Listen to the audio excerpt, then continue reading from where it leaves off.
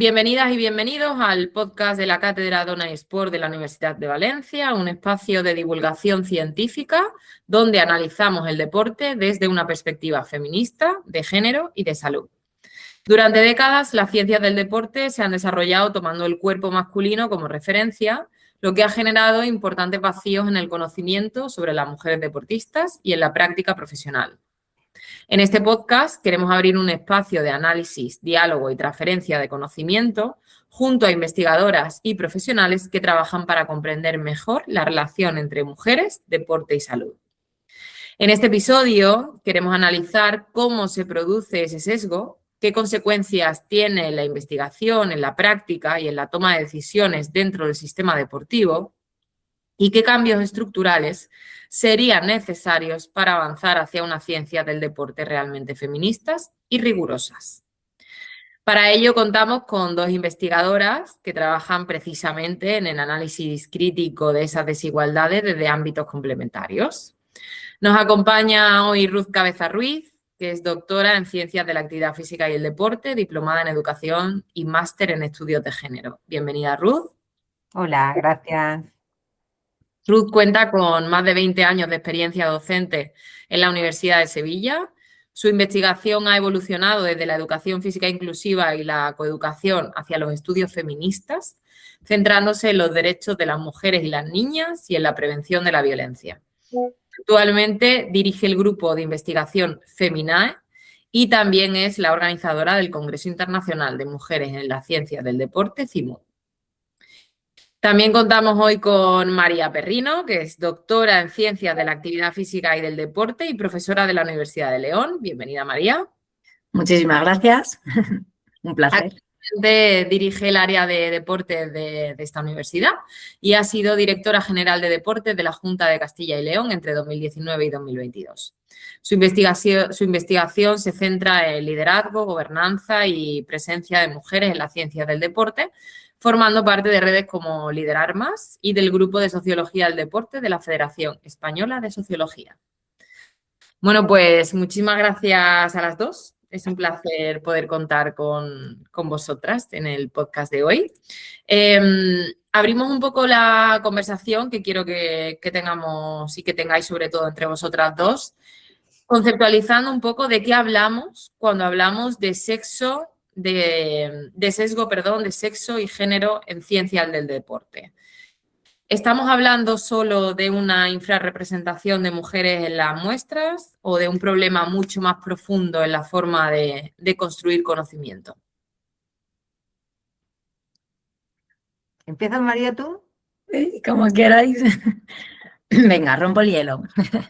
Bueno, es indudable que en el ámbito deportivo estamos hablando de una cuestión estructural, de un problema profundo y no simplemente quizá lo que más a lo mejor estamos viendo o estamos constatando o estamos indicando desde nuestras posiciones a la sociedad, mirar, es que pasa esto, es que fijaros, esta es poca muestra de mujeres, fijaros que hay pocas mujeres aquí o allá.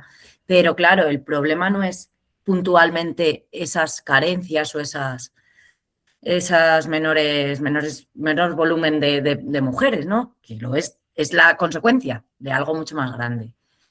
Como bien ha dicho Lucía previamente, el construir todo el conocimiento relacionado a lo físico-deportivo alrededor de normas, de estándares masculinos, del cuerpo y del ser hombre, pues está teniendo unas consecuencias, lleva teniendo unas consecuencias muy importantes que ahora podemos estar, digamos, llamando la atención en algunas cuestiones, pero claro, se trata de algo que tradicionalmente ha sido así y que pues que nos está impregnando en en toda nuestra labor y en todo el deporte realizado por mujeres, de más rendimiento o menos rendimiento, no solo eso, sino tocando la salud, etcétera. Entonces, un poco vemos las consecuencias, pero del problema que es mucho más grande, es estructural, ¿no? Bueno, Lucía, antes de nada agradecerte la invitación, agradecérselo también a la cátedra. Estoy muy contenta de estar aquí contigo, que ya sabes que eres como un alma gemela en en este área. Y compartir además con María este ratito, pues es estupendo. Yo estoy muy de acuerdo con lo que ella ha dicho, creo que no voy a añadir muchos aspectos distintos a lo que ha dicho ella, ¿no? Pero sí que, claro, evidentemente pienso que esto es mucho más profundo que una infrarrepresentación de las muestras o de los estudios donde estamos presentes las mujeres, sino que evidente que es un problema estructural. La cuestión, a mi modo de ver, solo centrándome en la parte de investigación, es que aunque ahora ya poco a poco estamos aumentando los estudios que se hacen con mujeres, estamos muy atrasadas si lo comparamos con los estudios que se vienen desarrollando con hombres desde hace décadas, y que aunque hayamos mejorado, bueno, pues seguimos en una situación todavía muy, a mi modo de ver, muy embrionaria del conocimiento de cómo el ejercicio físico y el deporte afecta a las mujeres, ¿no? Y luego, por otro lado, pues también hay que tener en cuenta que el poco conocimiento que tenemos se ha producido mayoritariamente bajo la hermenéutica de los varones, es decir, bajo los sistemas de interpretación y los marcos de los varones, en los que ellos han sido el modelo o el estándar y en el que nosotros siempre hemos estado en comparación con ese estándar, como si no tuviéramos entidad propia para tener un conocimiento específico de nosotras. Entonces, vuelvo un poco a seguir recapitulando. El varón ha sido lo implícito de lo humano y lo normal, nosotras la excepción, pero también sus intereses investigadores han sido vistos como universales y como científicamente relevantes, ¿no? Y ese sesgo afecta a qué se investiga, a qué preguntas de investigación se formulan, a qué variables se consideran relevantes, cuáles se desechan. Preguntarnos continuamente por qué unas cosas sí, unas variables sí, otras variables no. La falta de formación feminista hace además que desestimes una serie de variables que son fundamentales porque ni siquiera las ves si no tienen las lentes puestas, y entonces, bueno, pues al final tenemos resultados de investigación sesgados porque no tienen en cuenta el punto de vista de las mujeres y mucho menos el feminista, que es algo todavía mucho más exótico. Entonces yo creo que nuestra área se está quedando anticuada, se está quedando muy anticuada. Y que estemos en 2026 y todavía estemos vindicando este tipo de cuestiones lo demuestra, ¿no? El eje sexo-género no es una guinda que se pone al final del pastel, no es un ingrediente más de esa receta, ¿no? Es una manera distinta de cocinar. Y creo que se nos tiene que hacer un poquito más de caso a las investigadoras feministas en este sentido. Sí, bueno, ¿qué voy a decir? Estoy completamente de acuerdo contigo, ¿no? Porque además la siguiente pregunta iba un poco al hilo del cierre que esta conversación acaba de dejar claro, ¿no? ¿Qué diferencia habría entre incluir mujeres, ¿no? En esos estudios, en ese 6%, que es el dato que ahora mismo tenemos, ¿no? De estudios hechos exclusivamente en mujeres, o incluir mujeres en los mixtos, e investigar desde una perspectiva no androcéntrica, es decir, feminista, es decir, incluyente para las mujeres, no solamente inclusiva, ¿no?, sino incluyente. ¿Qué diferencia habría entre incluir en las mujeres o que realmente fuesen los estudios incluyentes, es decir, feministas? Pues concretamente, como ha dicho Ruth, ¿no? Ahora, es una cuestión de cambiar totalmente la aproximación y el foco desde el inicio. Considerarlo desde el puro inicio, desde que estamos planteando ya, digamos, la lógica de todo lo que vamos a realizar, no como en ocasiones hemos vivenciado que a lo mejor nos avisan para, oye, mira, que tengo que poner en este proyecto me piden algo, bueno, perspectiva de género, mándame un párrafo. No, es que eso es tremendo, no es así, ¿no? Estamos igualmente, vamos a ver, desde el inicio, desde la forma de mirar, de empezar a mirar lo que tenemos que plantear, planificar, organizar, desde el puro inicio, desde el germen del pensamiento de lo que queremos investigar, debe de estar ahí. Claro, no es lo habitual y ni nosotras mismas a veces nos hemos parado en algunos momentos cada vez más, ¿no? Pero es que muchas mujeres tampoco están pensando en eso desde el inicio. Y yo creo que ahí es donde tenemos que romper esas formas e incorporar pues el modo de la mujer de vivir, de estar en el mundo, de mirar las cosas, de la experiencia que tenemos como mujeres en el ámbito, bueno, en la vida misma, pero en nuestro caso relacionado con la actividad física, la salud, todos los comportamientos sociológicos hacia la práctica deportiva, ¿no? Y el puro deporte de rendimiento. Entonces, desde el puro inicio de cuestionándonos todo, las jerarquías que hemos asumido como normales, incluso como propias mujeres, ¿no? O entre nosotras, los valores que se supone que impregnan y que importan y que, como decía, ¿no? Que decía Ruth, ¿qué es lo importante? ¿Qué variables se desprecian y por qué? Nosotras tenemos que cuestionar todo y hacer que nos cuestionemos todo desde los grupos de investigación, que habitualmente también pues sabemos que las direcciones de grupos de investigación, de todo tipo de, bueno, pues han estado habitualmente liderados por hombres y que no tienen ese planteamiento, no lo tienen desde el principio. Entonces, nuestra labor es cuestionar todo desde el principio para intentar que se vea de ese tipo, ¿no? Incluyente, no inclusivo, claro, incluyente. Evidentemente, incluir a mujeres en la investigación o investigar sobre mujeres, hacer estudios de las mujeres en ciencias del deporte es mejor que no hacer nada. Y muchas veces los grupos de investigación creen que haciendo estudios de las mujeres están haciendo estudios feministas y no tiene nada que ver. Tú puedes tener una muestra o un estudio exclusivo con mujeres y no estar haciendo un estudio que, ya no digo feminista, digo que sea útil para las mujeres, en el sentido de que al final los resultados están sesgados por esas variables que no estás teniendo en cuenta porque no las ves, ¿no? Entonces, yo creo que hay gente que es afín, ¿no? a la mirada feminista, pero necesita todavía una formación para darse cuenta de que hay cosas que se nos escapan. Es necesario tener las herramientas y es necesario aprender a usar esas herramientas, porque si no, yo he estado 20 años hablando de inclusión educativa y de inclusión de las personas con discapacidad en el ámbito deportivo y muchas veces cometemos muchos errores simplemente porque no sabemos de un colectivo, de sus necesidades, de sus características, de sus intereses. Entonces, sí, aplicar la mirada feminista o la diferencia entre incluir mujeres y hacer investigación feminista, pues es todo eso, ¿no?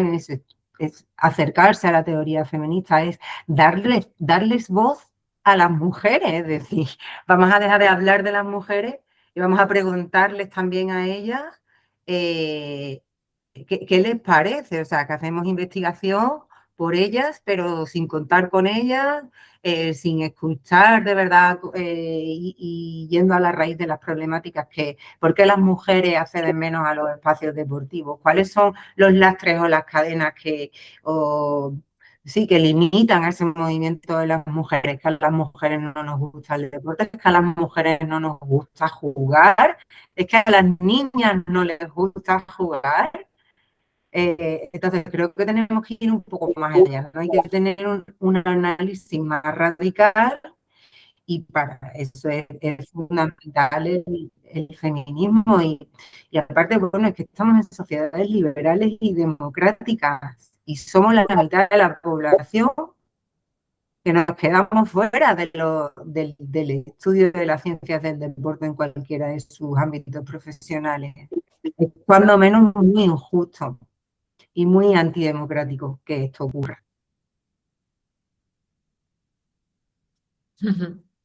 Sí, totalmente. Muy de acuerdo también con eso. Y al final, lo que tú has dicho, ¿no? También niñas y adolescentes, no solamente a las mujeres, que ya las niñas y las adolescentes están doblemente infravaloradas. Primero, por ser mujeres y segundo, por también ser niñas y adolescentes menores.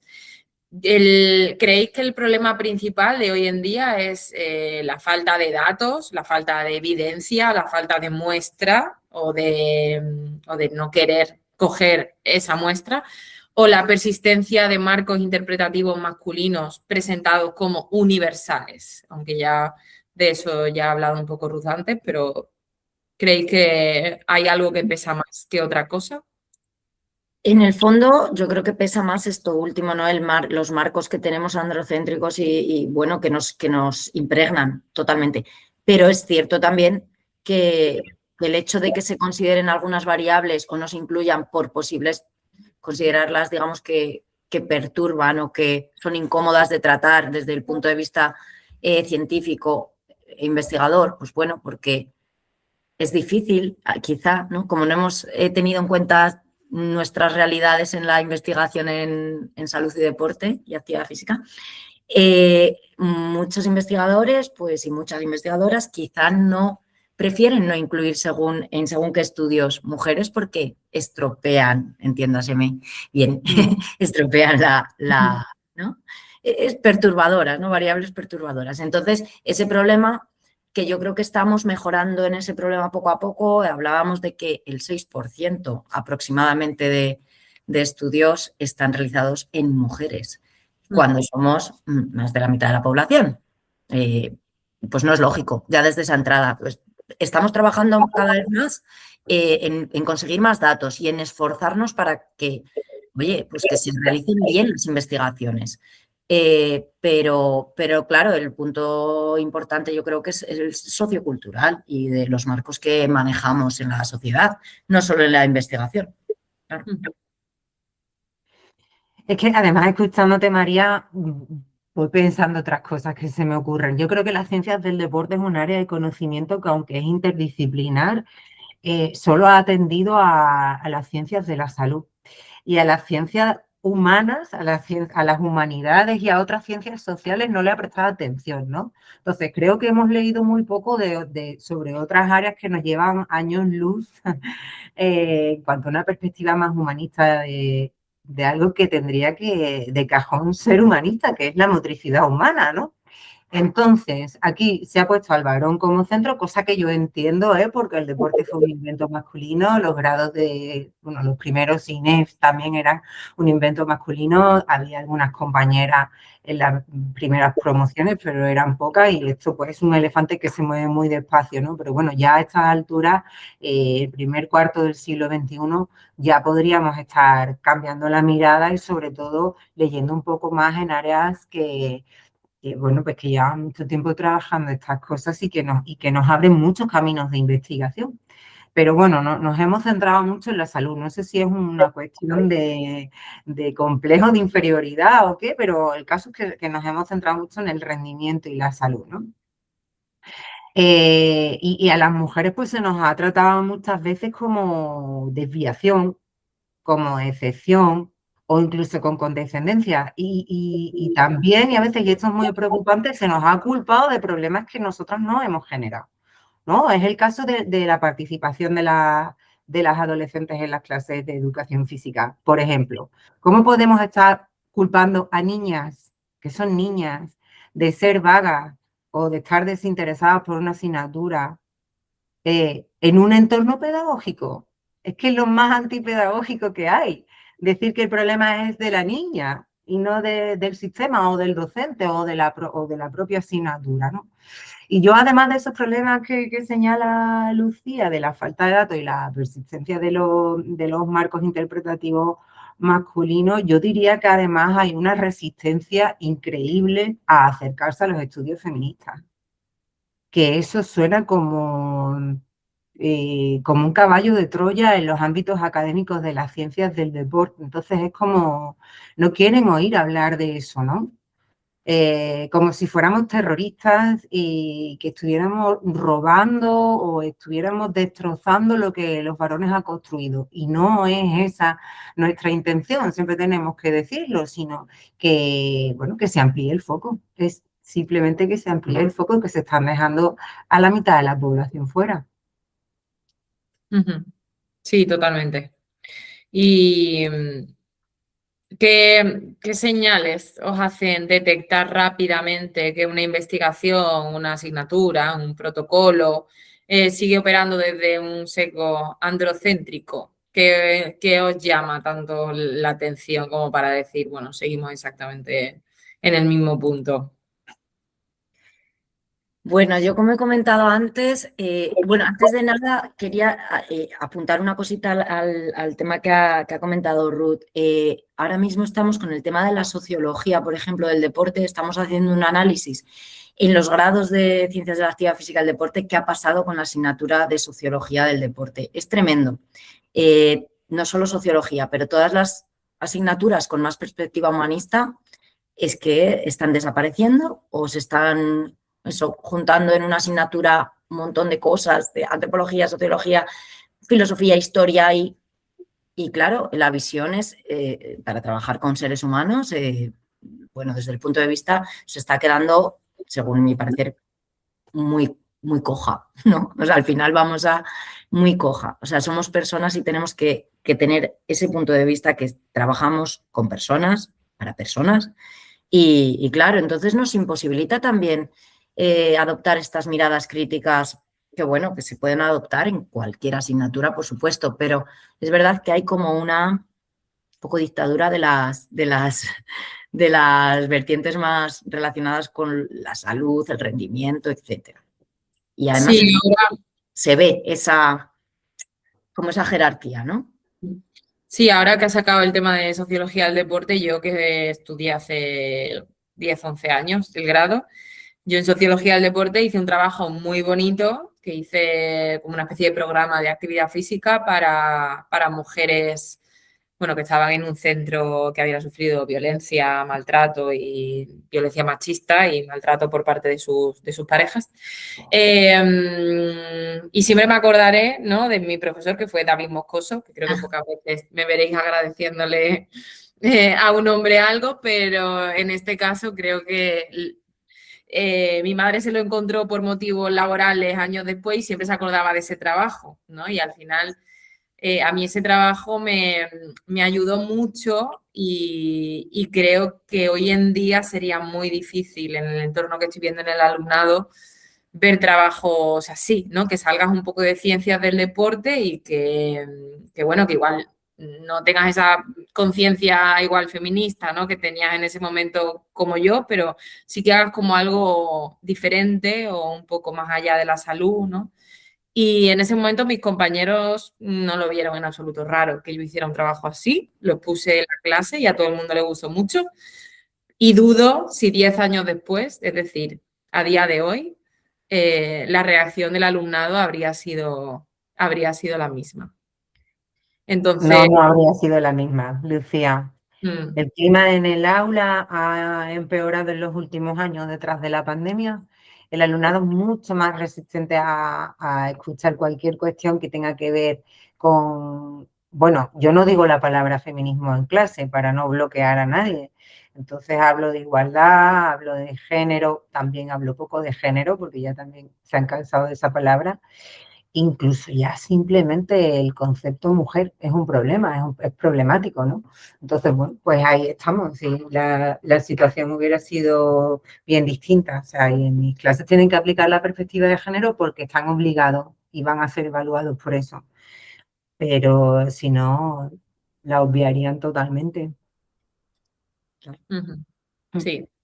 Retomando un poco la pregunta que os hacía, ¿qué señales os hacen detectar rápidamente que una investigación, una asignatura, un protocolo, un currículo sigue operando desde un sesgo completamente androcéntrico? A mí me llama la atención de manera enorme cuando quizá estamos dentro de un máster de rendimiento, de salud, y hay una asignatura que se llama Mujer y Deporte. Una asignatura que se llama Mujer y Deporte. ¿Y en el resto qué? O sea, en lugar de... y que se quiere hacer con una buena intención, pero es que no es así. O sea, todo lo que estemos tiene que estar impregnado por las mujeres igual, es más porque tenemos esta carencia histórica, entonces debería de ser al revés, más contenido debería de estar en cada asignatura volcado en la mujer porque es donde hay más desconocimiento, simplemente, y donde ha habido menor investigación y menor incidencia, ya está. Pero vamos, es que lo solucionamos con una asignaturita en el programa Mujer y Deporte, y ahí tenemos que hacer maravillas. Claro, hay que hacerlo todo. Ese ejemplo, porque es el que más me rechina. Sí, quizá ahora más tarde podamos hablar un poquito más de eso, ¿no? De la excepción de una asignatura para las mujeres y todo lo demás para los hombres, porque al final, bueno, pues, luego lo veremos, ¿no? Yo lo que detecto a tu pregunta, Lucía, las señales, pues son muchas, ¿no? Son todos los ingredientes del pastel, yo los miro todos. O sea, lo primero es el lenguaje. Si el lenguaje que está utilizando no es, o es un lenguaje sexista que nos está dejando fuera a nosotras, entonces yo ya sé qué marco está utilizando esa persona. O a lo mejor considera que es feminista, pero no lo tiene totalmente interiorizado. Entonces, nada más que empieza a hablar, ya se nota, ¿no? Que eso no está integrado en su enfoque. Y luego, bueno, pues por supuesto, ver qué bibliografía utiliza, si incluye estudios feministas. Y no me refiero a artículos con perspectiva de género, me refiero a literatura feminista. Que los análisis no estén segregados por sexo, que se considera a priori que el comportamiento de los varones y de las mujeres es similar, teniendo en cuenta además que la mayoría de las muestras ellos son mayoría, con lo cual los resultados les van a venir mucho más, digamos, más el traje más a medida para ellos que para nosotras, ¿no? Entonces, bueno, son todas, la verdad, hay un montón de señales que mirar. Y luego en protocolos y asignaturas, o por ejemplo en los planes de estudio, bueno, pues es que veamos lo que está diciendo María, ¿no? Que o no hay asignaturas de mujeres, o hay una asignatura que es diversidad sexual, diversidad de género, mujeres, inclusión social y discapacidad, que es como un cajón desastre donde al final no se puede hablar de nada. Y luego, por ejemplo, asignaturas en las que directamente las problemáticas que nos afectan directamente a niñas y mujeres ni siquiera aparecen, ¿no? En el temario.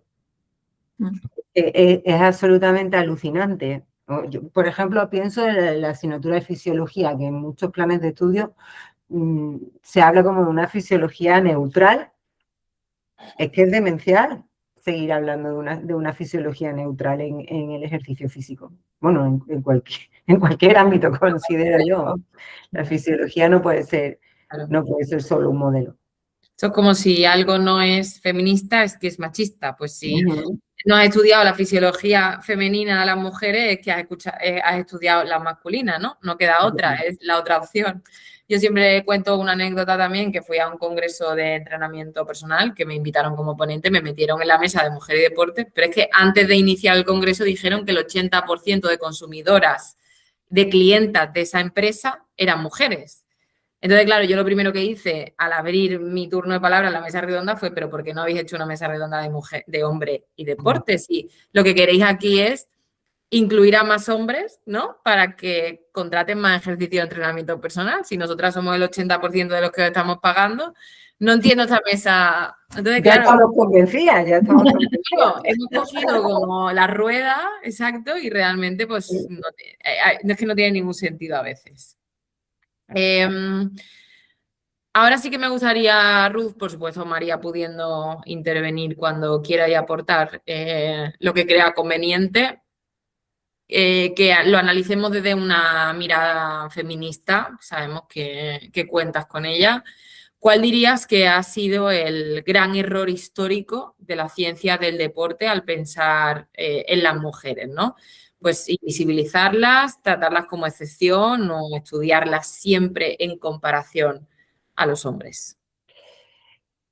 Yo, Lucía, voy un poco más allá. Yo creo que las mujeres hemos sido absolutamente irrelevantes para el área. O sea, no es que también, que luego hemos sido invisibilizadas, tratadas como excepción, estudiadas siempre en comparación con los varones. Pero es que durante mucho tiempo hemos sido totalmente irrelevantes. O sea, no existíamos. Estas preguntas ni siquiera nos las hacíamos, ¿no? Ahora mejora un poco la cosa, y aunque, como decía antes, yo entiendo que la inclusión de la perspectiva feminista en las ciencias del deporte es una cuestión de que quienes hacemos ciencia vayamos aprendiendo, la situación debería de ir cambiando cuanto antes, porque además ya tenemos normativa que nos obliga a hacerlo, o sea que no es una cuestión tampoco de voluntad, es un mandato, ¿no?, legal que tengamos que hacerlo. Porque ahora mismo se queda todo en una declaración de intenciones, incluso con compañeros y compañeras que no han estudiado absolutamente nada vinculado con el feminismo, la perspectiva de género o como lo quieran llamar, que te intentan rebatir argumentos súper potentes con cuestiones muy peregrinas, ¿no? Y te dices, bueno, es en la única asignatura o en el único tema donde se pone en duda que soy experta en esto. Si fuera experta en historia del deporte, nadie ¿no?, me cuestionaría lo que estoy diciendo, pero hasta el alumnado me cuestiona lo que digo en clase, que es una cosa que no pasa con ninguna otra asignatura. Y con estas cuestiones feministas y de género, sí. Entonces, yo creo que las tres cosas que dices, la invisibilización, la excepción, el tratarnos como otredad, añadidas a la irrelevancia, que yo creo que sigue persistiendo, y que hemos sido heterodesignadas, es decir, nosotras somos lo que los varones han dicho que somos. Nuestro rendimiento es el que los varones han dicho que tenemos. Nuestra manera de ver el deporte es la que nuestros compañeros han dicho que vemos. Entonces yo creo que es el momento de que nosotras seamos lo suficientemente independientes, que lo somos, para decir algo al respecto de todo lo que han venido diciendo de nosotras. Sí, porque además tener al varón, sobre todo en esta área de conocimiento tan centrada en el rendimiento, en la salud, en la fuerza, en la potencia, en la velocidad, nada más que nos lleva a una constante frustración, porque evidentemente nuestro bíceps rara vez va a ser más grande que el bíceps de un hombre que entrene las mismas horas que nosotras bajo las mismas condiciones, ¿no? Entonces, claro, es mantenernos frustradas constantemente. ¿Y cómo crees que se conecta ese seco científico con otros fenómenos, por llamarlo de manera suave, como el abandono deportivo de las chicas, la representación sexista o la normalización de violencias en espacios deportivos y educativos? Sí, estos fenómenos que no son como Stranger Things, ¿qué pasan? ¿Por qué pasa esto? Es que a las chicas, ¿qué hacemos? Directamente culpamos a las adolescentes de su situación. Cuando les damos un micro y las dejamos hablar, pues entendemos muchas cosas que desde nuestro mundo, además, centrado en los adultos, pues no vemos, ¿no? El análisis científico es que es absolutamente necesario para que podamos conocer en profundidad los problemas que enfrentan los hombres y las mujeres, los niños y las niñas en los espacios vinculados al deporte, porque a veces podemos tener una intuición de que pasa algo y luego los resultados nos están indicando lo contrario, cuesta trabajo ratificar lo que pensábamos. Entonces es necesario tener datos y analizar bien el contexto. Y dejar fuera la perspectiva de género en la investigación es tener una alta probabilidad de error, una muy alta probabilidad de error. Que entiendo que nadie quiere tener en sus estudios, porque al final lo que escribimos escrito queda y ahí se queda y puede hacer mucho daño si no está ajustado a la realidad.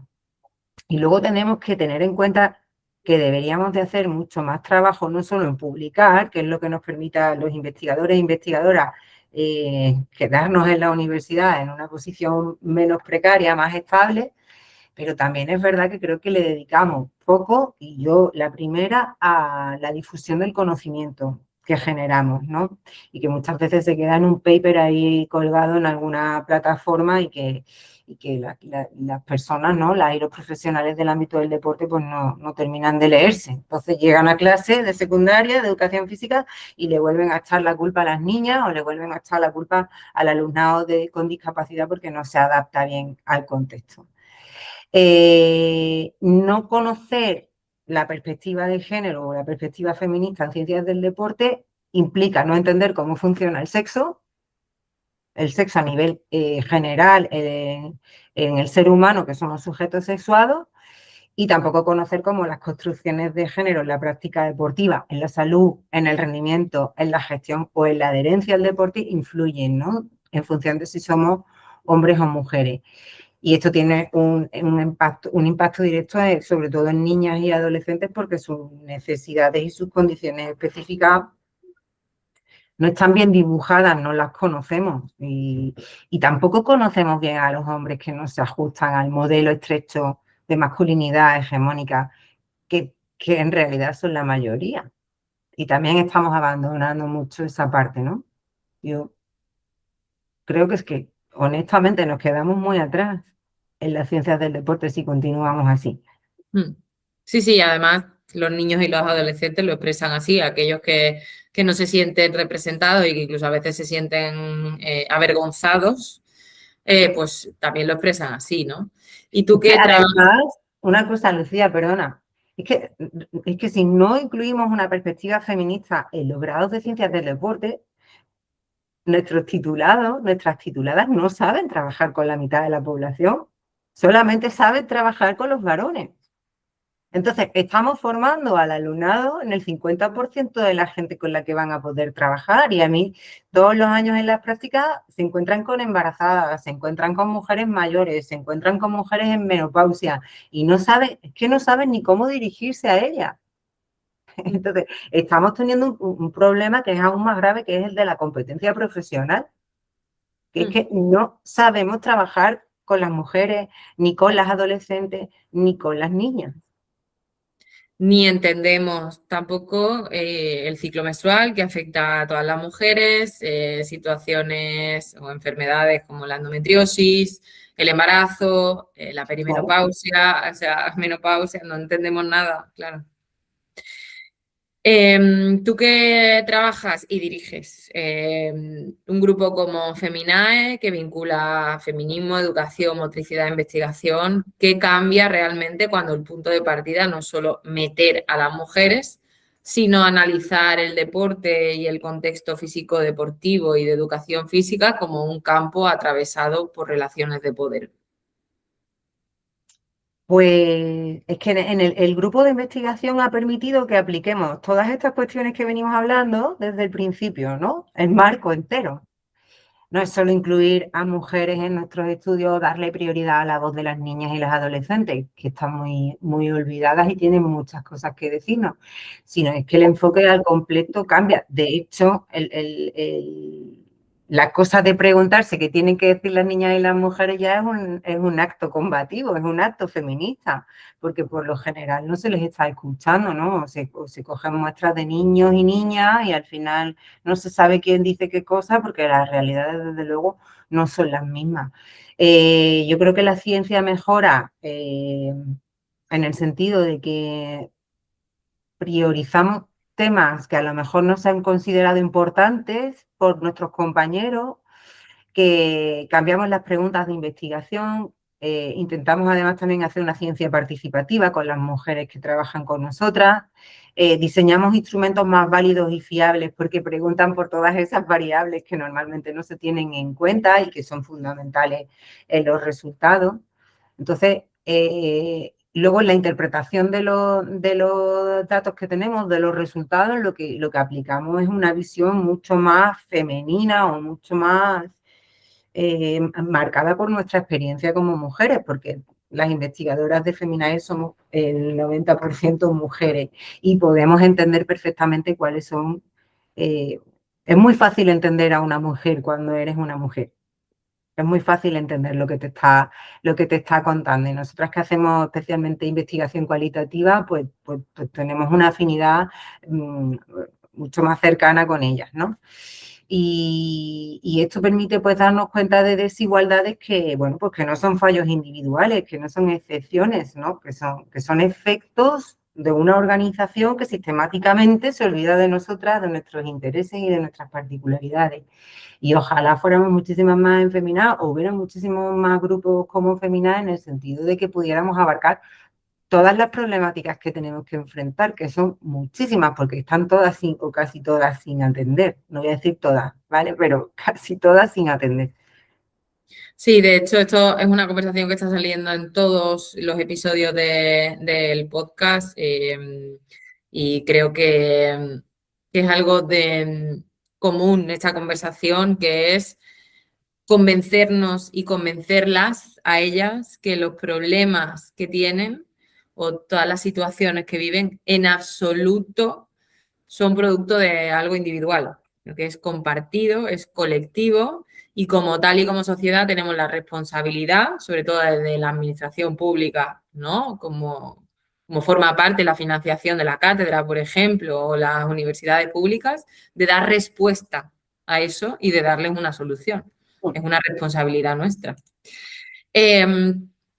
Y ¿dónde detectas tú más resistencia? Porque, claro, al igual que antes hemos dicho, hemos sacado un poco ese concepto de que la excelencia deportiva la tenemos siempre mirada con que nosotras seamos igual de fuertes, igual de rápidas, igual de veloces, de potentes. Pero esa resistencia, ¿dónde la detectas más? Yo la detecto en todos los niveles.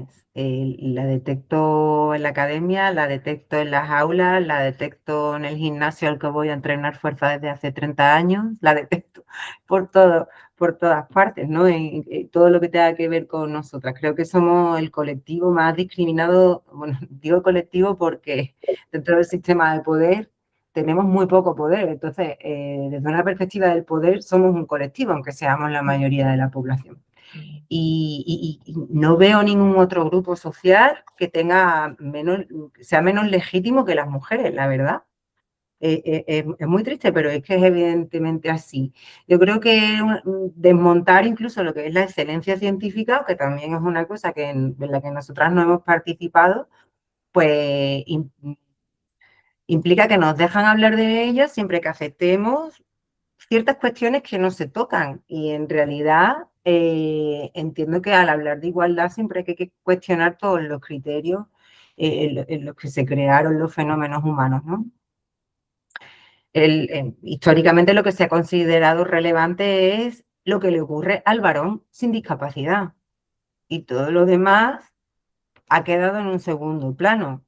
Se ha considerado de menor rigor, se ha considerado de menor valor, se ha valorado menos, efectivamente, se ha valorado menos. Yo he estado mucho tiempo trabajando con discapacidad y sigo trabajando con personas con discapacidad y mis compañeros y compañeras que se dedican a esto saben perfectamente la cantidad de barreras que encuentran para hacer sus investigaciones o para que les consideren al mismo nivel sus trabajos cuando se desarrollan con personas con discapacidad. Además, nos encontramos con un montón de dificultades para poder poner en práctica las cosas que sabemos en todos los contextos, desde las clases, además con esa resistencia ya ideológica en nuestras clases. No tenemos financiación económica para poder hacer estudios más amplios, con muestras más grandes, con más recursos. Y al final, pues esto repercute en la calidad de nuestros trabajos, en la visibilidad de estos trabajos y al final es como un círculo vicioso en el que parece que lo nuestro tiene menos brillo, es menos atractivo. Y lo que pasa es que en realidad también es que las mujeres que investigamos en esto somos muy pobres, somos muy pocas y somos muy pobres. Entonces, bueno, tenemos que competir de David contra Goliat y seguimos estando en esa situación. Consideran que lo nuestro es una cuestión ideológica. Como ideológica que es, pues, voluntaria. Y entonces, bueno, pues somos consideradas más activistas que investigadoras. Y ahí estamos todavía, ¿no? Sí, ¿y qué temas considerarías que están especialmente infraestudiados o mal formulados? A ver, yo creo que todas, ¿no? Tú trabajas en salud y ya ves, ¿no? La situación como es, que no se conoce cómo funciona el ciclo menstrual, la cantidad de signos orgánicos que tenemos en menopausia, cómo nos afecta la actividad física a nuestra salud. Yo creo que son muchos los problemas y como las mujeres en las ciencias del deporte nos incorporamos más tarde y más tarde también a la investigación y cuando nos incorporamos a los proyectos de nuestros compañeros y ha sido muy lento que nosotras nos hayamos propuesto hacer proyectos propios sobre temas que nos afectan a nosotras. Entonces todavía estamos en un espacio donde todos los temas están infraestudiados, ¿no? A mí concretamente me preocupan mucho las niñas y las adolescentes, la verdad, porque además ese es el futuro, a ver a quién le vamos a dejar el testigo cuando nosotras no estemos ya, ¿no? Tirando de nuestros pequeños carros. La educación física. ¿Qué ocurre en las clases de educación física? ¿Por qué las niñas no quieren participar en las clases? ¿Por qué se produce ese abandono deportivo tan brutal en las niñas en la edad de la adolescencia? ¿Por qué sufren continuamente tantas violencias simbólicas, verbales, sexuales en el ámbito deportivo? ¿No? Yo creo que son ámbitos clave para entender de dónde viene la desigualdad y cómo la vamos arrastrando después a lo largo del ciclo vital las mujeres. Y luego me preocupa mucho el bajo porcentaje de mujeres que tenemos cada año en las clases de ciencias del deporte. Porque si no tenemos mujeres en las aulas de ciencias del deporte, porque evidentemente tenemos un título que ya el mismo nombre del título las expulsa, ¿no? ¿Cómo vamos a tener investigadoras mujeres? ¿Y cómo vamos a tener investigadoras mujeres que además quieran hacer estudios de mujeres o estudios feministas?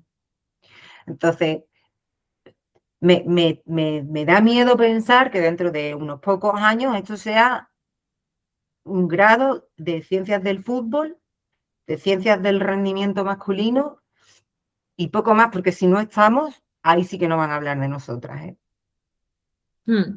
Y hablando de la universidad, pues sabemos que, por ejemplo, aquí en Valencia tenemos una universidad que en su Facultad de Ciencias del Deporte lleva 2 años consecutivos sin tener ni una alumna, ¿no? Eso está pasando en 2026. Yo ese dato no lo conocía, es que me parece una película de terror, ¿no? Es que en aquellos espacios donde no hay mujeres, ahí hay que poner 7 focos para ver qué está pasando. ¿Por qué no hay mujeres? ¿Las mujeres están violentas en las clases, en nuestras clases? ¿Son espacios seguros nuestras clases para las mujeres? Claro. Para las mujeres jóvenes, además. Total. Y siguiendo un poco con la línea de esta, ¿no? De los datos que tenemos a nivel universitario en el grado, que son absolutamente devastadores. María, tú que has tenido más experiencia en la gestión universitaria y más relación con la administración pública, ¿cómo se convierte un sesgo científico en una desigualdad material dentro del sistema deportivo? Bueno, me he quedado alucinada también con el dato que has dado de la incorporación de mujeres al grado. No lo sabía, me he quedado asustada, la verdad. Es increíble. Esto hay que hacer algo, hay que revisar, hay que estudiar esto, hay que ver qué está pasando, es tremendo. Por otro lado, el paso del sesgo en la ciencia y claro, a una desigualdad real es automático y muy fácil es un paso que vamos, es directo.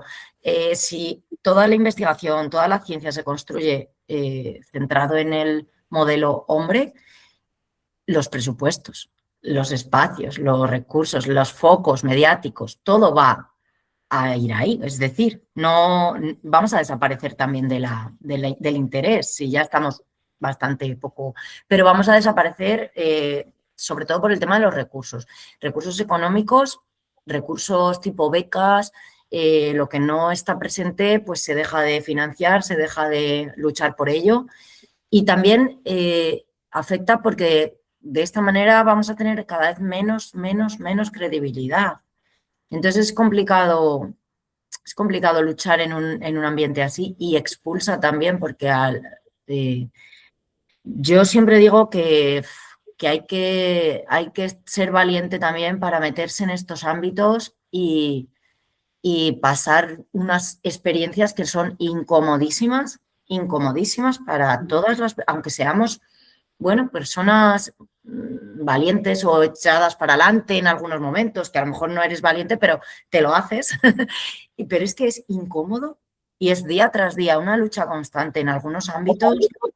Incómodo como concepto light, ¿no? También. Como concepto light, sí, porque vamos, pero hay según qué reuniones, según qué ámbitos en el tema ya institucional, que es tremendo, es decir, cuestionarte, yo tengo que estar aquí, tengo que escuchar esto, pues sí, tengo que estar aquí, porque es por lo menos, como no estemos ya, apaga y vámonos, pero es que es esto, es poca credibilidad y poca asignación de recursos.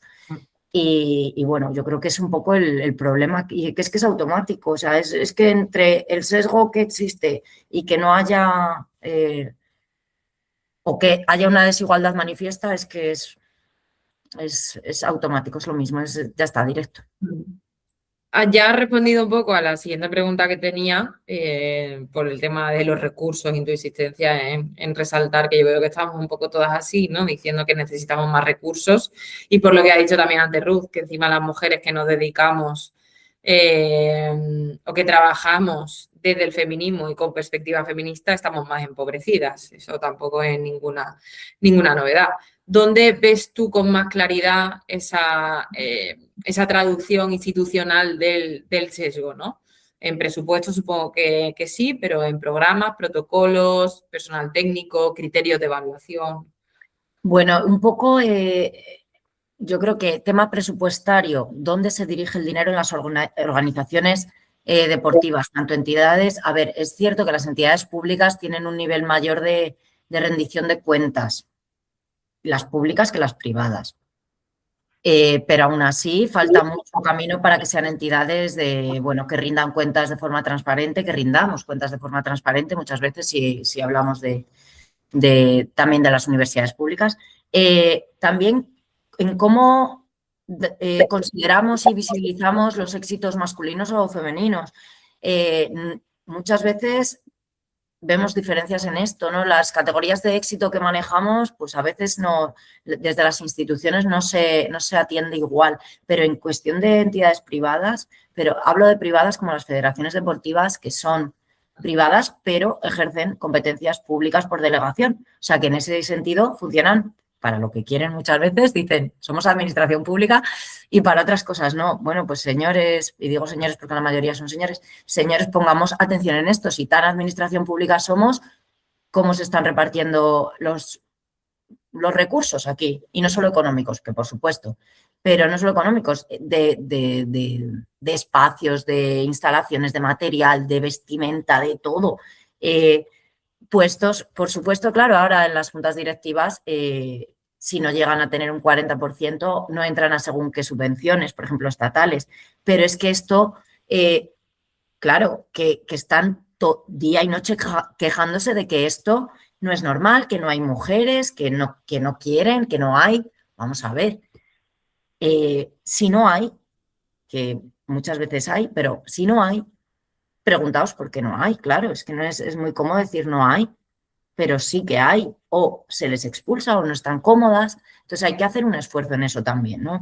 Y es decir, que las entidades privadas tienen que tener 100 veces más de cuidado. Tenemos que estar ahí también para, bueno, que estén también pensando en que los indicadores o que estamos manejando, la asignación de recursos, el cómo se consideran unas cosas u otras, ¿no? Eso es importante y muchas veces cuando las mujeres no estamos presentes en esas juntas directivas, en esos comités ejecutivos donde se toman las decisiones, es que no hay manera.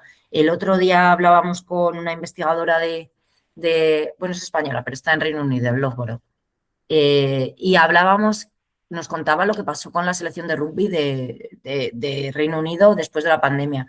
Bueno, justo cuando volvían a competir. Todos los partidos de la selección de la liga de rugby masculina se reorganizaron, se reubicaron, se pudieron realizar las competiciones de la máxima categoría, y de la femenina no se realizó ninguno. O sea, es que estamos todos motivos. Es que no hay, ¿no? No hay. Pues es igual, estamos hartas de ver este tipo de cuestiones. Estamos dándole más importancia y más valor a lo masculino sobre lo femenino constantemente en el deporte y se normaliza, que es el problema. Entonces, a nadie le sale de ojo y en las instituciones públicas muchas veces se normaliza. Cuando estás intentando pues, que la mujer esté presente en los jurados, en consejos donde, bueno, comisión de este tipo de becas, de las otras tipos de ayudas o incluir algunos baremos favorecedores en subvenciones, por ejemplo, para la organización de eventos deportivos. Yo recuerdo que incluimos en Castilla y León unas cláusulas pues, que daban mayor puntuación si organizabas un evento con más del 50% de participación femenina, para potenciar que se mire también. Bueno, pues tenías unas resistencias y unas luchas constantes que echan para atrás a veces, pero bueno. Entonces, un poco el tema es, sobre todo, en recursos, presupuestos y en qué criterios valoramos o dónde ponemos el foco, desde todas las instituciones públicas y privadas también. Claro, de hecho creo que todas las mujeres, todas las personas que hemos trabajado en una federación, tanto autonómica como estatal, sabemos perfectamente que el recurso de mujer y deporte, los recursos económicos de mujer y deporte provenientes, pues eso, a nivel, pues incluso del CSD, se derivan exclusivamente para las mujeres y el resto de recursos generales, presupuesto general, para la parte de los hombres. Entonces, claro, va a ser insuficiente porque el general está pensado para que se... Lo mismo ¿no? De la asignatura mujer y deporte. Exacto, a hombres y a mujeres, pero no se hace así. No. Y luego a las mujeres, pues una acción positiva, una discriminación positiva, un refuerzo específico, el destinarle además el recurso de mujer y deporte. Pero claro, no se hace así. Claro, no se hace así. Desde sociología del deporte, o desde tu opinión y tu experiencia como profesional, ¿cómo influye la posición de las mujeres en los espacios de liderazgo en cuanto a qué se investiga, qué se prioriza, qué se considera urgente? Es clave. Es que si no estamos, lo hemos dicho también en alguna otra pregunta, si no estamos presentes es que ni se plantean ciertas cuestiones. Pues lo de los partidos de las ligas de rugby. O sea, en esas mesas no había ninguna mujer, porque es que no me lo puedo creer. Si se empieza a cuestionar esto, cuando se ponen normativas que regulan la vestimenta en federaciones internacionales, en esos momentos de decisión no había muchas mujeres, porque no me puedo creer que se acepte eso, cosas que estamos viendo, ¿no? Es que no tienen ningún sentido. Antes estábamos con un taller de lucha olímpica aquí en la Universidad de León, que tenemos a las selecciones del programa estatal de menores en el CAR de León, y las hemos invitado a que hagan una exhibición y cuenten un poco lo que hacen y tal. Bueno, pues nos decían que, claro, que en lucha grecorromana solo hay categoría masculina y el motivo que les dan en libre no, pero en greco es porque solo se puede actuar deportivamente de la cintura para arriba y que, claro, con el tema del pecho, o sea, una cuestión que no tiene por dónde cogerse. No tiene por dónde cogerse porque en lucha libre, en MMA, es todo el cuerpo. En boxeo es de la cintura para arriba. No tiene ningún sentido. Entonces, cuando se realizan esas normas y bueno, y cada vez que estés en una junta directiva donde ese es el nivel y esa es la justificación, es que no tiene ningún sentido. Entonces, solo puede ser que es que no hay mujeres ahí que estén opinando. Entonces es clave que estemos, porque nos vamos a cuestionar cosas. Nos vamos bueno, es que salen de ojo, ¿no? Algunas, pero vamos a intentar que se prioricen o que se cambien alguna reasignación de recursos, cuestiones que nos parecen del siglo XV, algunas, ¿no? Y que lamentablemente estamos todavía viendo. Entonces, bueno, es fundamental, pero claro, es más cómodo no meterse en esos fregados, ¿no? Si no hay nadie que está constantemente... entonces, estos grupos que son mayoritariamente masculinos, de direcciones de federaciones o de comités, de grupos de investigación, etcétera, claro, es más cómodo hacer parecer que somos neutrales, que si nosotros somos aquí igualdad, ¿no? Nosotros lo mismo. No, es que hay que reconocer que la situación no es la misma y que partimos de una desigualdad de muchos años, de muchísimo tiempo, y que tenemos que solucionar eso. Pero bueno, es un poco...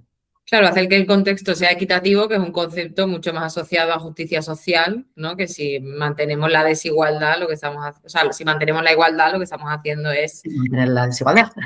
igualdad, efectivamente, ¿no? Y respecto a lo de las diferencias biológicas tipo el pecho, nos aferramos a ellas cuando nos conviene. Cuando nos conviene para justificar desigualdades y violencia hacia las mujeres. Cuando no nos conviene, las pasamos por alto, ¿no? Claro. En la red de Liderarmas trabajáis precisamente sobre la presencia y el liderazgo de las mujeres en ciencias del deporte. ¿Qué diagnóstico os llevó a articular una red así y qué vacíos estructurales detectasteis? Bueno, que la red Liderar Más se crea. Yo no estoy, digamos, no soy parte del grupo digamos, que creó la red, pero bueno, sí que sabéis que he estado con ellas muy activa y seguimos, pero es verdad que ahora no tenemos financiación por parte de la subvención que teníamos de redes de investigación del Consejo Superior de Deportes, pero seguimos un poco menos, pues por lo de siempre, ¿no? Tenemos muchos frentes abiertos, un poco menos activas, pero seguimos en contacto y estamos recogiendo frutos y trabajando gracias a esa red en algunos proyectos de investigación, por ejemplo. Pero bueno, fue muy claro, quienes lideraron ese proyecto vieron claro que algo había que hacer, puesto que sí que existimos en el ámbito de la actividad física y del deporte, a nivel de investigación, de docencia, de ciencia, buenas profesionales, pero estamos dispersas y no estamos donde tenemos que estar, en los órganos de dirección, en los puestos de toma de decisión. Nos cuesta mucho llegar, ¿no? Lógicamente conocemos que estas teorías del suelo pegajoso y del techo de cristal afectan en empresas a nivel de tal, pero también a nivel de institución y sobre todo la academia, ¿no? Que nos pone esas barreras estructurales. No sé si se me está escuchando bien porque oigo como un eco. Pero Sí, bueno, se te escucha bien. Vale. Bueno, entonces un poco nace por esa necesidad de decir, vamos a ver, si es que tenemos que juntarnos para apoyarnos y, bueno, hacer red al final para conseguir los objetivos que creemos que merecemos como mujeres y como sociedad, porque lo que decíamos, ¿no? Estamos haciendo una visión muy, muy sesgada, muy errónea de las ciencias del deporte y de la actividad física del deporte, si no estamos teniendo en cuenta las voces femeninas, ¿no? Entonces, bueno, un poco por la necesidad de generar apoyo mutuo, de generar fuerza conjunta y además es una red que tiene profesionales de diferentes ámbitos, desde mujeres especialistas en fisiología, mujeres especialistas más en educación, en el ámbito de la salud, en el ámbito del rendimiento, en el ámbito de la gestión. O sea, es, digamos, una red que nace con una vocación muy de liderar, apoyar, estar donde se tiene que estar para tomar ciertas decisiones y cambiar un poco la mirada desde el inicio, ¿no? Dejar que el campo de la ciencia, las ciencias de la actividad física y del deporte dejen de estar centrado en el campo masculino, ¿no? En la esfera masculina. Un poco ahí es la idea. Pues ojalá obtengáis financiación pronto para retomar esos proyectos. Pero es verdad que gracias a habernos conocido en esta red, por ejemplo, pues nos hemos organizado para bien hacer diferentes jornadas, para solicitar proyectos estatales de investigación en los cuales por ejemplo, son 2 IPs mujeres de la red y en los cuales en los 2, más del 50% somos mujeres pertenecientes a la red. Entonces, bueno, sí que hemos aprovechado, somos así, ¿no? Cualquier cosa que tenemos, por pocos recursos que tengamos, los aprovechamos bien, porque igual luego no hay. Entonces, estamos haciendo, yo creo, la red está sirviendo para algo. Entonces, muy bien. Y para ir ya cerrando un poco el podcast, me gustaría que respondieseis las dos a cada pregunta desde vuestro punto de vista. ¿Quién creéis que decide hoy qué problemas de las mujeres en el deporte merecen investigación y cuáles siguen quedando fuera? ¿Quién es el principal agente? Yo creo que que lo primero que tenemos que darnos cuenta es de que algunos temas no se estudien, no es casual. Entonces, que eso responde a unas jerarquías de poder que siguen privilegiando unas temáticas sobre otras y que ese poder está principalmente, como decía María, en manos de hombres. Yo sé que todas las mujeres no son feministas y yo me puedo llegar hasta creer, María, que haya mujeres que consideren que el boxeo femenino es peligroso para el pecho de las mujeres, de verdad. Pues yo he escuchado a mujeres decir cosas muy asombrosas, pero podríamos empezar por lo menos porque en las administraciones y en los consejos hubiera paridad, que mínimo que hubiera paridad. Es que a mí me abruma ver fotografías en las que hay 25 personas y solo 3 mujeres. Me parece tan del siglo, bueno, de hace un siglo, ya no es ni del siglo pasado, de hace un siglo, ¿no? Que me da vergüenza que sea además en mi ámbito de conocimiento, ¿no? Que esto siga siendo así. Entonces, bueno, ¿quién decide? Pues lo decide los hombres. Efectivamente. Yo que he estado en esas fotografías, es que es verdad que es que te quedas con una sensación entre enfado y tristeza de decir, uff, pero bueno, es lo que decía antes, ¿no? Que tienes que, si puedes, tienes que estar en esos sitios porque si no, es que perdemos todas las batallas. Claro que sí. Es verdad, es Y verdad. pero aquí además hay un problema, María, que como este tipo de sociedades, los puestos muchas veces son por cooptación, entonces ellos tienden a ayudar, a acompañar, a subir de nivel a otros varones. Y al final siempre estamos en las mismas, ¿no? Sí, sí, sí, sí, efectivamente. Y al revés, si existen más mujeres con presencia en esos puestos, es verdad que probablemente miremos, busquemos a profesionales mujeres que las hay. Y claro, lógico, porque si no. Pero bueno, de todas formas, yo también creo que aquí también la academia, ¿no? Y está constituida y formada de una manera pues también muy androcéntrica en comisiones de evaluación de proyectos, en revistas, en todo en los marcos evaluadores de todo lo que estamos. Madre mía, madre mía. Sí, sí, sí. Sí. Claro, es que tenemos que tener en cuenta que el diagnóstico tiene que ser feminista, las acciones y la implementación tienen que ser feministas y la evaluación y los indicadores también tienen que ser feministas para que veamos si realmente pues, hemos eliminado, ¿no?, el todo ese sesgo androcéntrico, claro. ¿Y creéis que ese sesgo de sexo y de género en ciencias del deporte puede leerse también como una forma de injusticia epistémica, como algo más profundo, ¿no? Como una exclusión de determinadas experiencias de la categoría de conocimiento legítimo? Claro, yo empezaba diciendo eso, ¿no? Que es que hemos sido totalmente irrelevantes. O sea, no es que no nos dieran menos voz o nos prestaran menos interés, es que y siguen sin caer en nosotras, es lo que dice María, ¿no? Cuando en un consejo, en un comité, en algo, no hay mujeres, nadie se acuerda de nosotras. O sea, no tenemos un John Stuart Mill que vaya a abrir camino por las mujeres y que esté informado de las necesidades, de las barreras que sufrimos. No lo tenemos en las ciencias del deporte. Entonces, o empujamos nosotras, o ni siquiera nos recuerdan, no caen. Es que hay algo más bochornoso que no caigan en nosotras. Exacto. Es que es duro. Que a ver. Sí, como no caemos luego nosotras igual en otros colectivos, ¿no? Nosotras caemos siempre en todo el mundo, antes que nosotras mismas. Ellos no, date cuenta, y no tienen ningún remordimiento, ¿no? Y además que la ausencia de enfoque feminista no genera neutralidad, lo que genera es injusticia. Y Claro. ya lo saben. Y ya lo saben, pero yo creo que otro de los problemas, y quizá, bueno, también habría que ponerse en la piel de ellos, lo digo por empatizar un poco, ¿cómo se enfrentan entre ellos a estas cuestiones? Porque claro, yo me imagino a un Stuart Mill que ya lo pasaría mal cuando iba allí a la Asamblea Inglesa a velar por los derechos de las mujeres y se reían de él.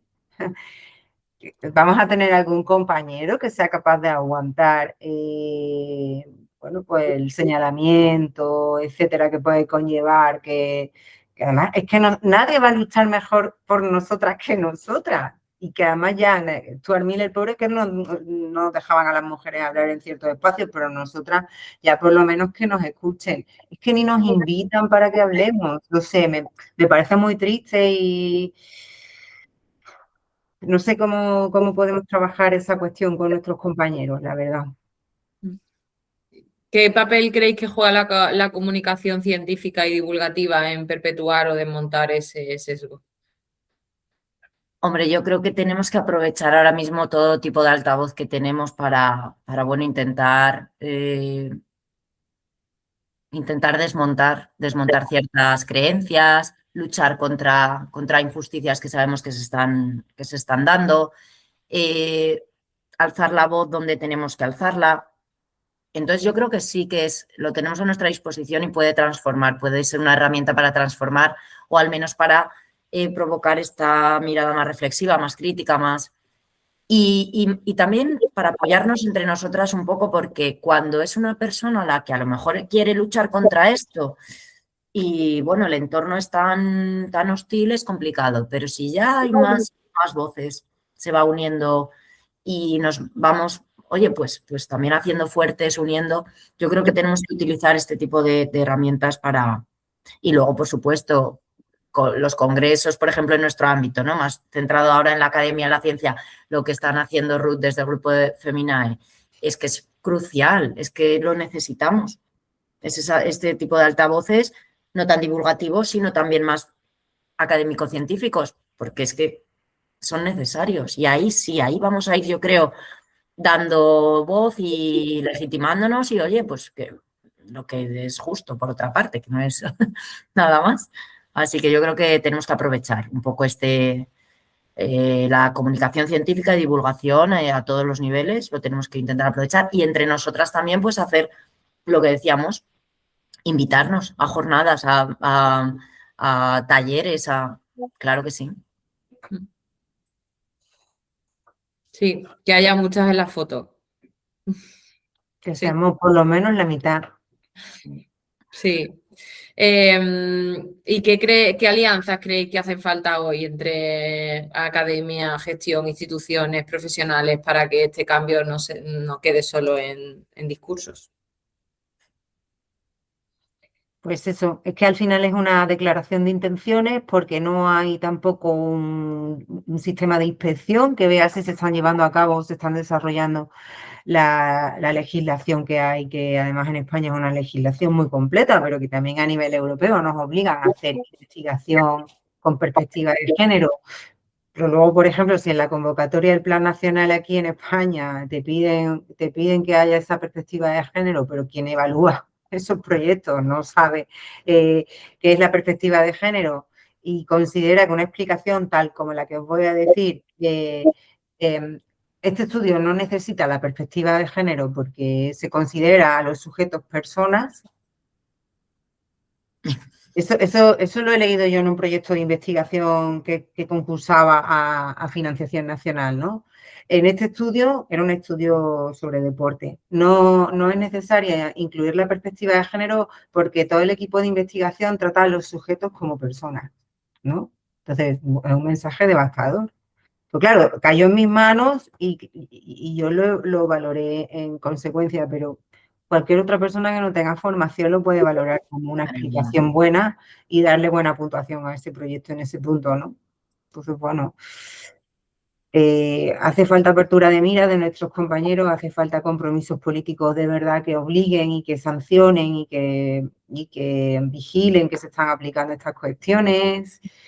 Y hace falta dinero, pero sobre todo hace falta voluntad política, fundamental.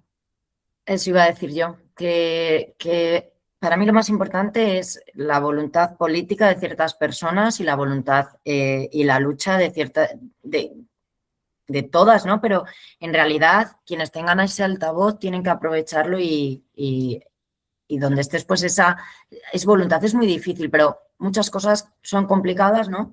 Y hay que estar ahí, hay que estar ahí, hay que estar, la voluntad es clave.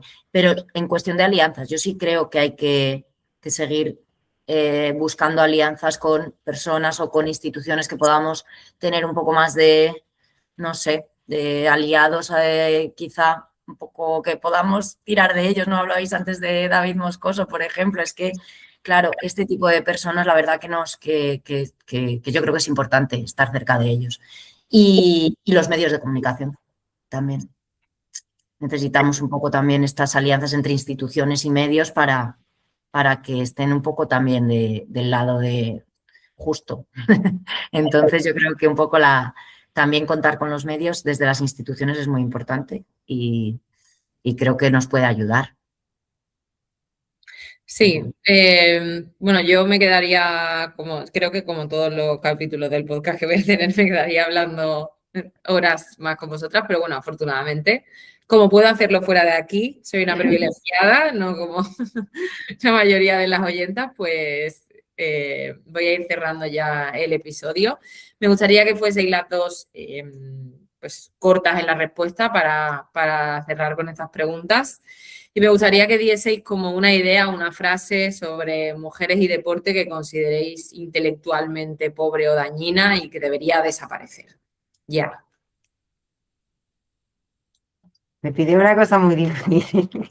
Que sintetizo yo en una frase, ¿sabes? Es que le cambiaría el nombre a la titulación porque es que nos guste o no, ciencias de la actividad física y del deporte es que está muy vinculada a lo masculino y ya repelemos a muchas mujeres de nuestros estudios. Yo la llamaría ciencias de la motricidad humana, que es un concepto más amplio que además nos permite alojar, yo qué sé, otras formas de motricidad que no estén vinculadas al ejercicio físico o el deporte, ¿no? Porque los seres humanos nos movemos en todos sitios y hay un montón de áreas de conocimiento que podrían mejorar el corpus de la ciencia de la actividad física, en este caso de la motricidad humana, como digo, yo qué sé, como la motricidad comunicativa, la motricidad afectiva, la motricidad de los cuidados, son aspectos que no están analizados porque eso solo nos interesa, por lo visto, a las mujeres.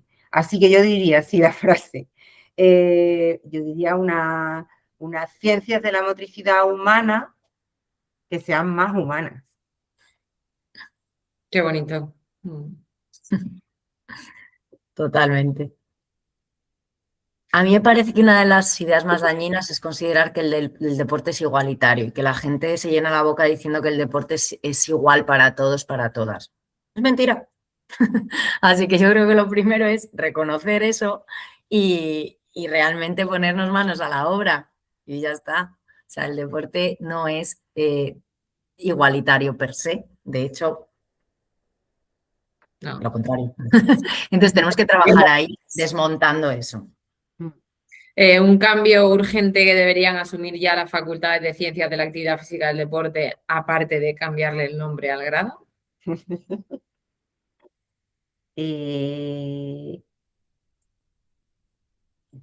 nos escucharan más a las investigadoras feministas, a las deportistas feministas, a las técnicas feministas, en fin, que nos escuchen más a las mujeres que somos capaces de ver más variables que no se han tenido en cuenta frecuentemente para que esto cambie, pero es que tiene que volverse del revés como un calcetín. No son cambios menores los que necesitamos. Así que bueno, que nos escuchen por lo menos. Yo comentaría el tema del currículum, ¿no? Que dejemos de poner como un añadido el tema de la mujer y un añadido, no, que se integre ciertamente y obligatoriamente la mujer como sujeto y como objeto de las ciencias del deporte y que tengamos esa visión. Y luego también, fijaros, por ejemplo, nosotros estábamos debatiendo aquí en la Facultad de Ciencias de la Actividad Física del Deporte de León que hemos creado un grupo. Dentro del decanato hemos creado un grupo pues, para tratar hemos creado el grupo, sí, porque que no se trata, entonces sí lo hemos creado, no sabemos ni cómo llamarlo, pero bueno, queremos pues aportar un poco desde la perspectiva de género y feminista. Y discutíamos si sería posible en España con la legislación, que no lo tenemos claro, hacer que solo entraran, que por obligación entraran 50% de las plazas fueran para hombres y 50% para mujeres. En otros países de América Latina, por ejemplo, se ha hecho. Y se ha dado, y luego se quitó la medida porque ya estaban entrando en paridad 40-60 sin problemas. Creo que era Chile, ¿eh? No estoy segura ahora del país, perdonadme. Pero, y cuando lo propuso otra compañera, bueno, un revuelo como imposible. Bueno, no lo sé. imposible, no lo sé. Ya te digo que yo creo que con la legislación que hay, no sé si consideraría discriminatorio con la legislación que hay, porque quien tiene una nota superior y quien saca apto en las pruebas, bueno, no sé si se consideraría, se podría o no, pero bueno, ese planteamiento quizá sería interesante, pero el hecho de plantearlo a toda la gente le supone un choque. Un rechazo, ¿no? Un rechazo y un choque. Y Incluso algunas... es que las STEM llevan haciendo eso mucho tiempo y las ciencias del deporte están peor, creo yo. Sí, Lo que estaba contando antes Lucía, que es Sí. terrible. Entonces, darle facilidades a las mujeres para que puedan venir a clase, para que puedan elegir asignaturas, para que puedan elegir turnos, para facilitarles no sé, el alojamiento en las ciudades, para el transporte, para lo que sea. O sea, hacer unos apoyos, ¿no? El que se llamaba discriminación positiva. Pero es que nos quedamos sin mujeres. Estamos de verdad en una situación muy delicada. No. Sí, totalmente de acuerdo. Y es que es muy necesario. Una medida obligatoria que tuvieseis que implantar en federaciones o administraciones, como esta medida ya ahora.